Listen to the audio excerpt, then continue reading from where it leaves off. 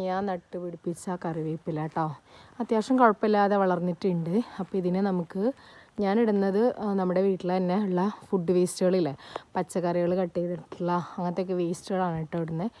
അപ്പം ഞാനിതാ ഇവിടെ ഇങ്ങനെ കുറേ ചമ്മലുകളൊക്കെ അടിച്ച് തന്നെ ഇലകളൊക്കെ ഇവിടെ കൊടുന്നിട്ട് കൊടുക്കുക. അത് ഇവിടെ ഞാൻ തട മാതിയിട്ട് ഈ വേസ്റ്റൊക്കെ അതിലിടുന്നുണ്ട് കേട്ടോ. കോഴികളൊന്നും ചിക്കാതിരിക്കാൻ ഇനി നമുക്ക് കുറച്ച് കറിവേപ്പിലയും കൂടി പൊട്ടിക്കണം, അത് പൊട്ടിക്കാം. ഇത് കണ്ടോ, ഇവിടെ ഞാനൊരു കൊമ്പോടുന്ന് കുഴിച്ചിട്ടതാണ്. ഇത് കുഴപ്പമില്ലാതെ നന്നായിട്ട് വളർന്നു വന്നിട്ടുണ്ട്. കഞ്ഞിവെള്ളമാണ് കേട്ടോ മെയിനായിട്ട് കൊടുക്കുന്നത്. പിന്നെ ഇവിടെ ഇങ്ങനെ കുറേ പൊട്ടി മുളച്ച് വന്നിട്ടുണ്ട് കണ്ടോ, കുറേയൊക്കെ ഇങ്ങനെ പൊട്ടി മുളച്ച് വന്നിട്ടുണ്ട് ഇവിടെയൊക്കെ.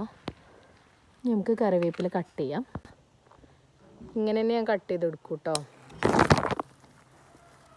നല്ല സ്മെല്ലാണ്.